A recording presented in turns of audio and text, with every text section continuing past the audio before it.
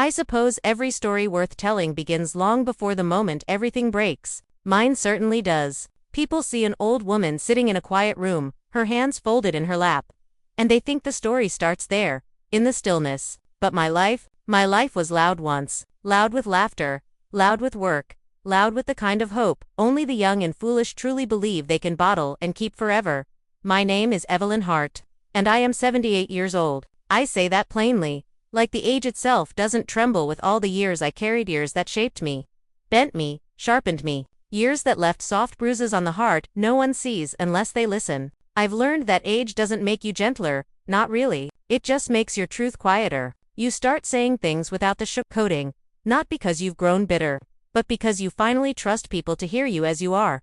I wasn't always a woman with stories. When I was young, I was mostly a woman with chores. I grew up in a small house that leaned to the left, like it was tired of bracing itself against every winter storm. My mother worked 2 jobs, and my father, well, he was a story in himself, but not one I tell often. Let's just say he was a traveling man, good at arriving full of charm and leaving with whatever wasn't nailed down. Even as a little girl, I knew how to tell the sound of disappointment from the sound of footsteps. But my mother, she was a whole world. She had a backbone that didn't bend, even when her spirit did. She didn't talk much about love, but she lived it in the way she folded my dresses fresh out of the line, in the way she touched my hair when she thought I was asleep. I always say the gentlest people in this world are the ones who never got any gentleness themselves. She was one of them.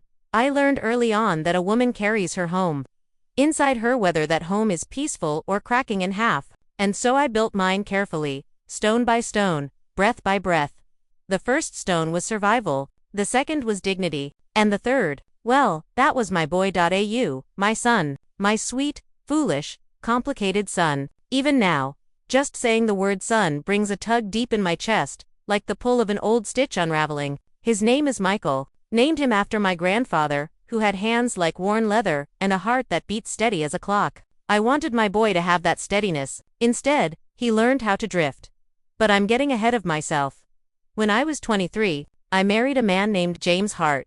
He had a warm laugh and a way of standing with one hand in his pocket that made girls look twice. But what I loved most was how he treated my mother. He'd bring her little things, a peach, when peaches were cheap, a scarf when the winters turned sharp small, thoughtful gestures she'd never gotten before. I thought, if this man can love her like that, maybe he can love me like that too. And he did. For a while, life doesn't always break all at once. Sometimes it cracks slowly, like a window touched by cold. You hear the tiny sounds before you ever see the fracture. James loved me dearly in the beginning, but he was a dreamer, and dreamers sometimes forget to show up for reality. He'd start projects he never finished. He'd quit one job because he didn't like the boss. Then the next because the hours were killing his spirit. Then another because he thought he was meant for more. Meanwhile, I worked. I worked at a bakery before sunrise, smelling of yeast and cheap coffee every morning. I worked nights at a laundry, pressing collars so unbelievably stiff they could cut you.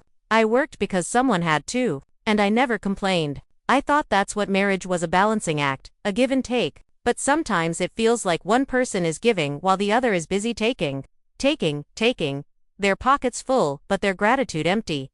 Still, we made our way. We had Michael. And the day that boy came into the world, everything else faded like an old photograph left in the sun too long. I looked at his wrinkled little face and thought, Lord, let me be enough for him. Let me give him a life he doesn't have to climb out of.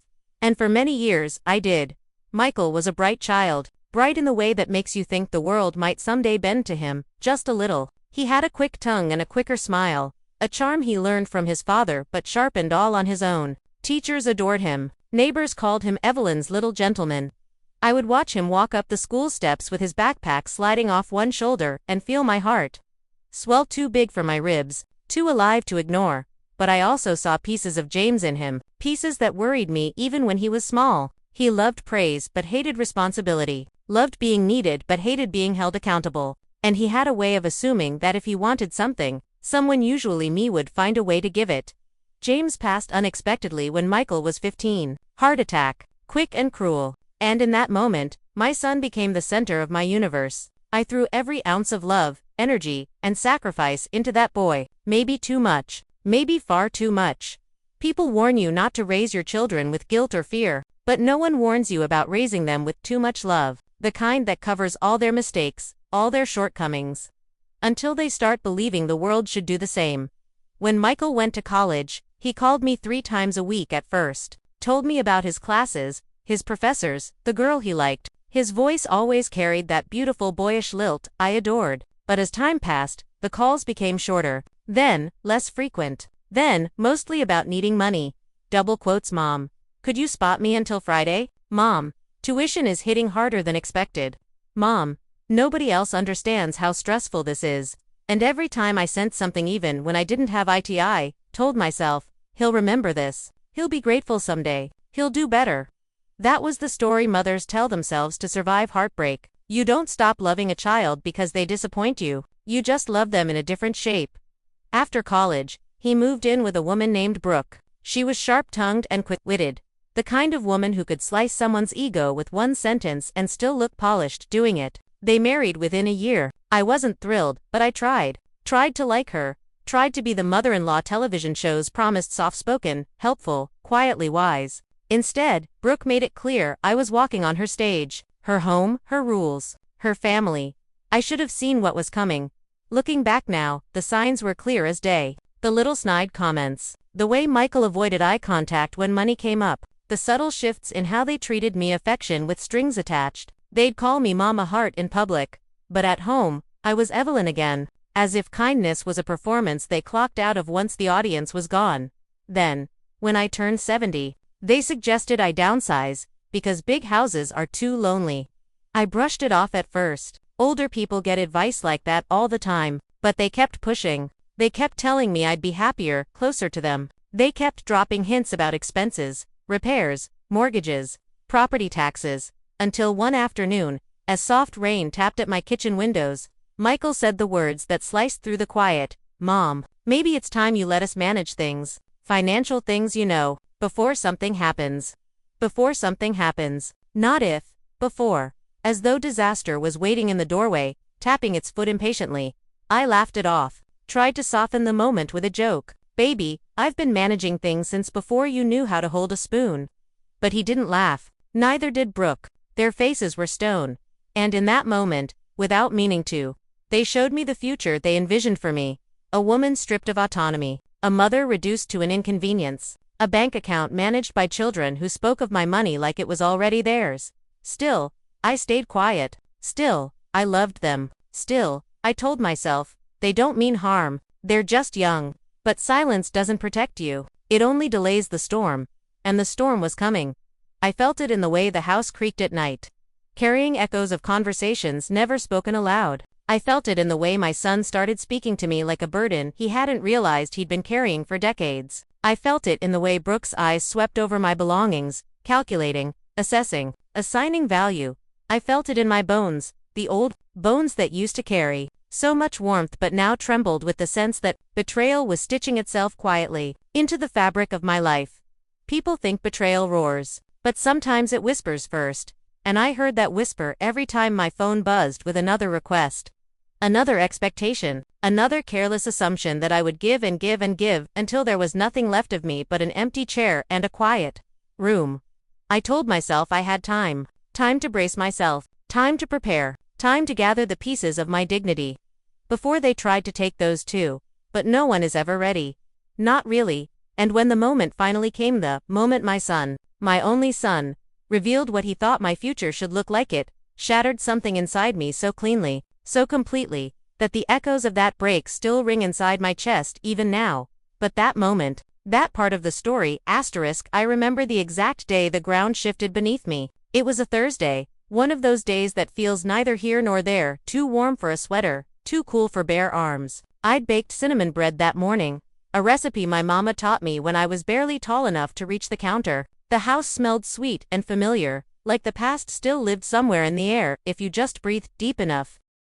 I had invited Michael and Brooke for dinner, not because I owed them anything, but because I'd been trying too hard, perhaps to keep us stitched together. People always talk about mothers holding the family together. They never talk about how heavy the thread becomes when you're the only one doing the sewing.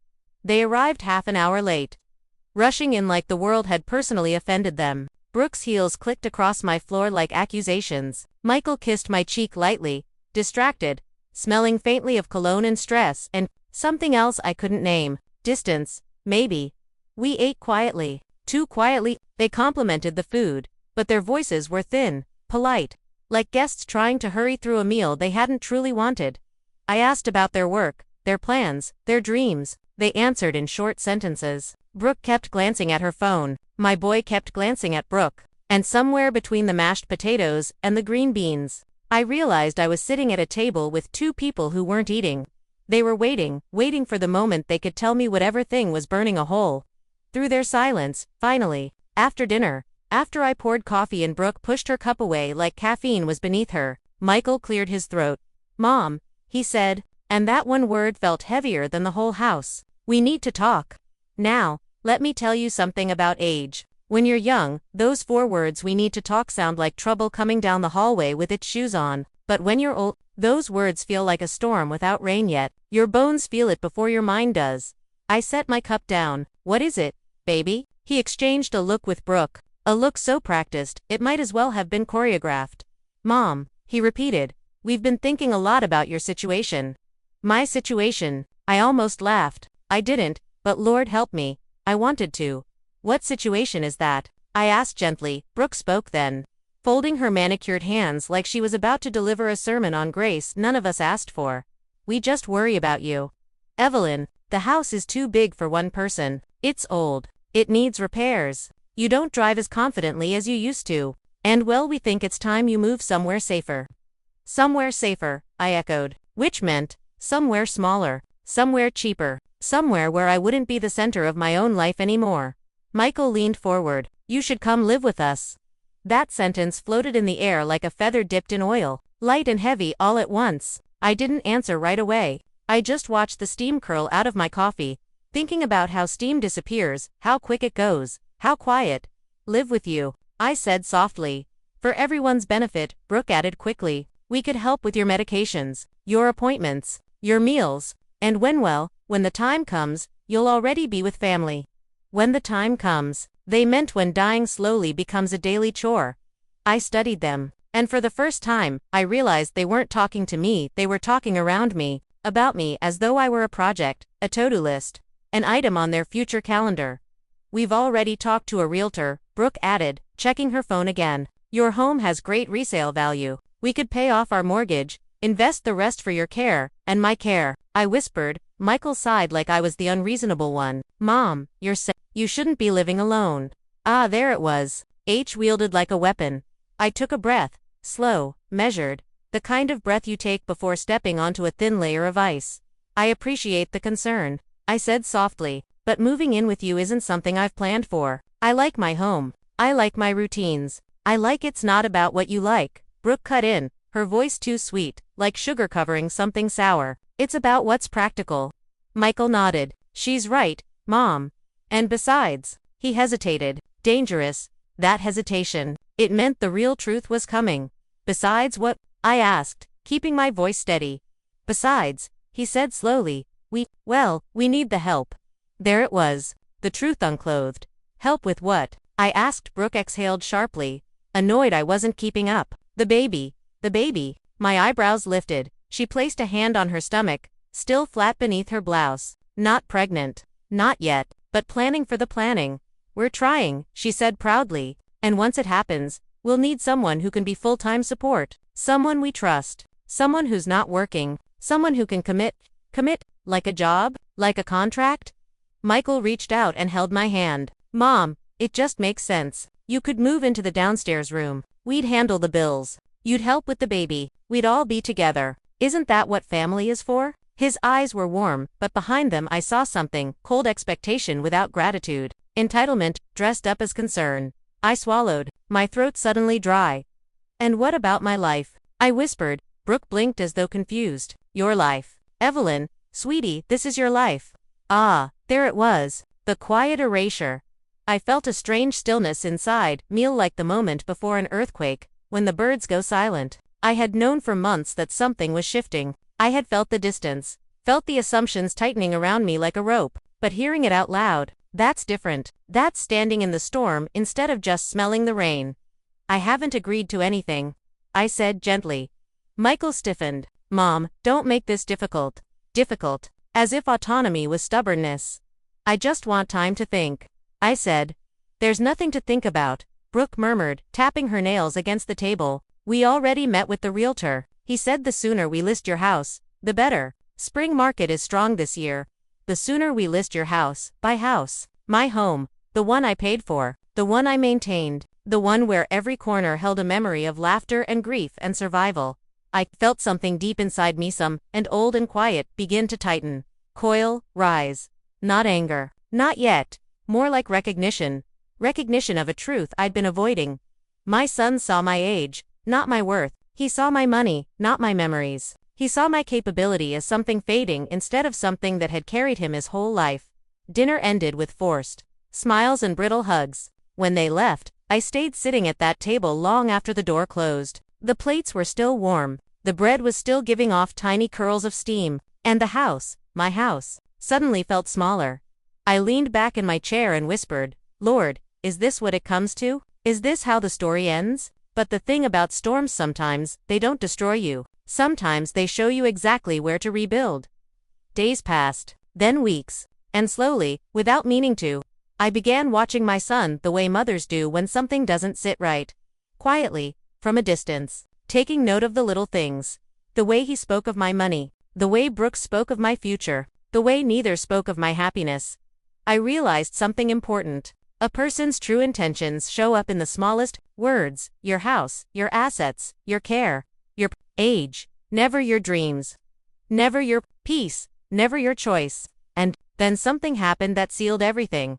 One Sunday morning, I walked into Michael's home unannounced, something I rarely did. The door was slightly open, voices drifted toward me before I stepped inside. I didn't mean to overhear, but life doesn't always give you warnings. Brooke's voice, sharp as glass. She can't live alone forever. The woman is practically 80. The house is worth a fortune. If she sells now, we can pay off the car, the loan, and the nursery. Michael's voice, softer, but not gentler. She'll come around. She always does. Mom hates conflict. Brooke snorted. She adjusts. Older people don't need space. They need supervision. Supervision, like a child, like someone who'd lost her mind. My breath caught, my heart. Not broken, just tired. Tired of being the kind of mother who gave too much and asked for so little.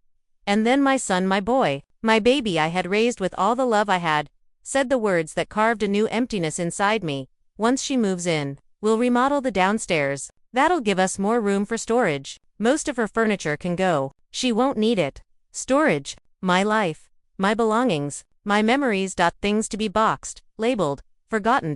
Something in me shifted then, not snapped, not shattered, just shifted. Like an old tree realizing its roots no longer trust the soil. I left quietly, didn't confront them, didn't cry or curse or plead. I simply walked home, my steps slow, deliberate, carrying 78 years of love and 78 years of awakening.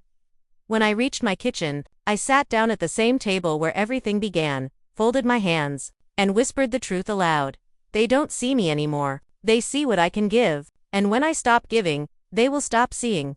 And as strange as it sounds, I felt peace wash over me, not the gentle, pretty kind, the powerful kind, the kind that comes when a woman finally understands that choosing herself is not selfish, it is sacred. I poured myself a cup of tea, held it with both hands, felt the warmth seep into my palms, and I knew. The story was no longer about how they would shape my future, it was about how I would reclaim it. Because a mother's love is vast, but a woman's dignity, that is deeper than oceans, and I was done letting them drain me. It didn't take long for the betrayal to escalate. 2 weeks later, I noticed mail missing from my porch. Important mail, bank statements, insurance notices. Then I learned through a slip of the tongue from a neighbor that Michael had visited my bank on my behalf. On my behalf, without my knowledge, without my permission. One Sunday morning, I walked into Michael's home unannounced, something I rarely did. The door was slightly open. Voices drifted toward me before I stepped inside. I didn't mean to overhear, but life doesn't always give you warnings. Brooke's voice, sharp as glass. She can't live alone forever. The woman is practically 80. The house is worth a fortune. If she sells now, we can pay off the car, the loan, and the nursery. Michael's voice, softer, but not gentler. She'll come around. She always does. Mom hates conflict. Brooke snorted. She adjusts. Older people don't need space. They need supervision. Supervision, like a child, like someone who'd lost her mind. My breath caught, my heart. Not broken, just tired. Tired of being the kind of mother who gave too much and asked for so little. And then my son, my boy, my baby I had raised with all the love I had, said the words that carved a new emptiness inside me. Once she moves in, we'll remodel the downstairs. That'll give us more room for storage. Most of her furniture can go, she won't need it. Storage, my life, my belongings, my memories, things to be boxed, labeled, forgotten. Something in me shifted then, not snapped, not shattered, just shifted. Like an old tree realizing its roots no longer trust the soil. I left quietly, didn't confront them, didn't cry or curse or plead. I simply walked home, my steps slow, deliberate, carrying 78 years of love and 78 years of awakening.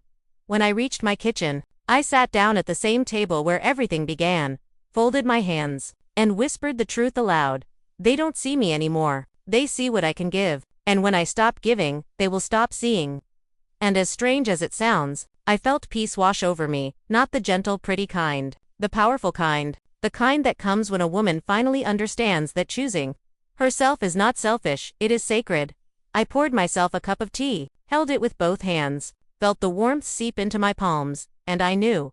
The story was no longer about how they would shape my future, it was about how I would reclaim it. Because a mother's love is vast, but a woman's dignity, that is deeper than oceans, and I was done letting them drain me. It didn't take long for the betrayal to escalate. 2 weeks later, I noticed mail missing from my porch. Important mail, bank statements, insurance notices. Then I learned through a slip of the tongue from a neighbor that Michael had visited my bank on my behalf. On my behalf, without my knowledge, without my permission. The ground under my feet solidified into something clear and cold. This wasn't concern, this was strategy. And oh, how small strategies look when you finally rise above them. I went to the bank quietly, dressed in my Sunday dress, hair pinned neat, lipstick soft and steady. They addressed me with respect. I confirmed every detail. I froze every unnecessary access. I locked every door they thought they were opening. And then, I did something even quieter. I began researching every option, every resource, every legal right, every path to freedom that did not depend on the fragile affection of children, who only loved the version of me that served them. And in that research, in the stillness of my late-night reading, illuminated only by the warm glow of my old lamp, I found something unexpected, not fear, not rage. Purpose. A calm, measured, unstoppable purpose. The kind of purpose older women don't get credit for having. We're supposed to fade, to shrink, to hand over the reins and say, do what you think is best, dear. But I wasn't raised to fade, and I sure wasn't raised to surrender my life before I was finished living it. One night, sitting at my kitchen table, I whispered into the dim light, I am still here, and I decide how my story ends. And that whisper, that soft, trembling whisper, was the beginning of everything that came next. The beginning of the quiet revenge they never saw coming. The beginning of my rebirth. The beginning of Evelyn Hart stepping into the final, fiercest chapter of her life. Not as a mother, not as a burden, but as a woman reclaiming her power. And that chapter, that storm, that rising, I didn't walk into my freedom like a woman storming a battlefield.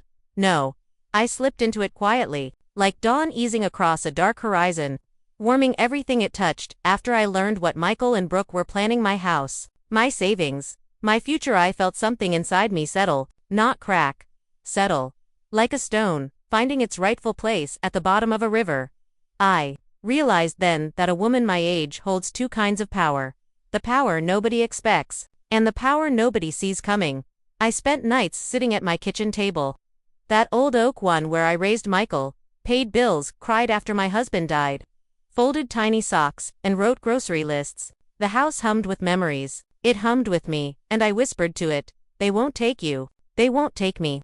I made phone calls, quiet ones, to lawyers, to financial advisors, to a long-term living community I once volunteered at. Warm place, full of gardens and sunshine and elders who laughed louder than teenagers.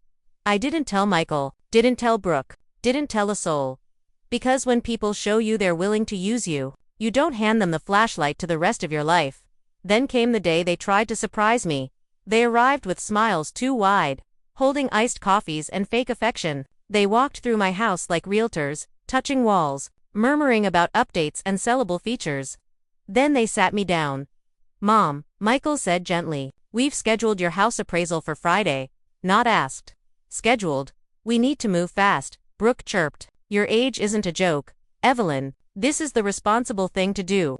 Responsible. Such a pretty word when used as a mask for greed. I didn't raise my voice, didn't tremble, didn't break. I simply smiled, a small, tired smile they mistook for surrender. "You're right," I said softly. "Friday works." They left triumphant, already redecorating my future in their heads.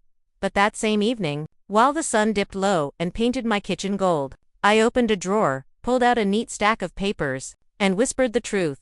"Your plans end here." Because earlier that week, I had legally transferred the house my house into an irrevocable trust in my name, only, untouchable, unsellable, protected.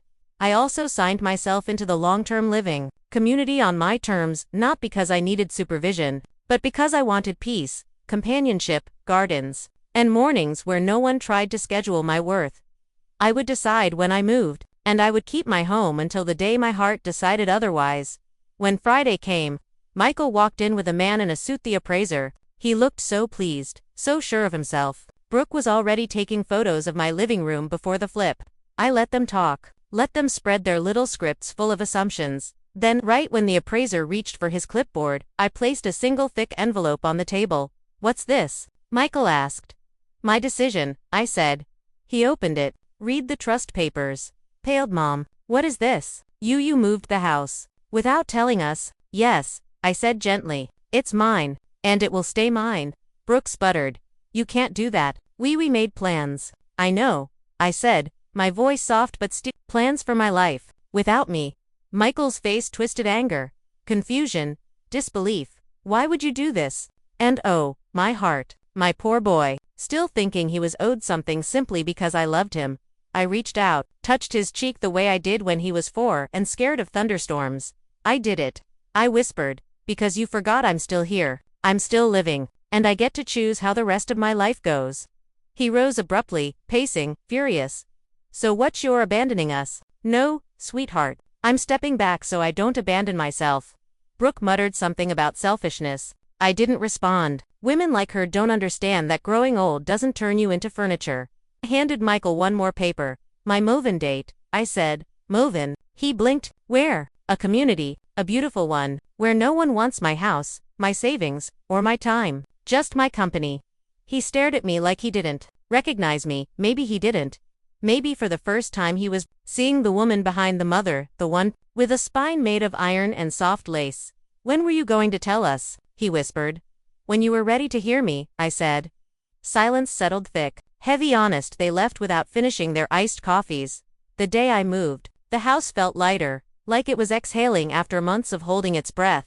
My suitcase was small, just clothes, books, and a framed photo of Michael as a little boy hugging my knees. I took it because I wanted to remember the child who loved me, not the man who tried to rewrite my ending. The community welcomed me with open arms and warm smiles. A sunlit room, a garden outside my window, coffee always brewing, women my age laughing on the patio like girls at summer camp. I felt new, old, yes, but new in spirit, alive. Weeks passed before Michael visited. He sat across from me, wringing his hands, looking smaller somehow. "Mom," he said quietly, "I'm sorry. I didn't realize what I was doing." I placed my wrinkled hand over his. "That's the problem, baby. You didn't realize because you weren't looking." He nodded, tears filling his eyes. I thought taking over would make life easier, for everyone." "Taking over," I said gently, "is not the same as taking care." He swallowed hard. We talked for a long time. Not as a mother and her child, but as two people learning each other again.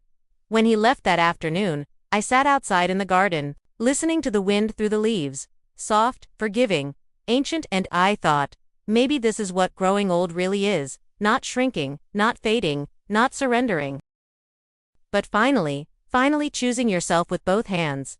Now, some nights, I sit on the patio with my blanket over my knees, watching the sun melt into the horizon like an amber candle, and I think about life, how it bends, not breaks, when you learn to bend with it. I think about my boy, about the lessons he's learning, about the boundaries I built not from anger, but from love for the woman I still am.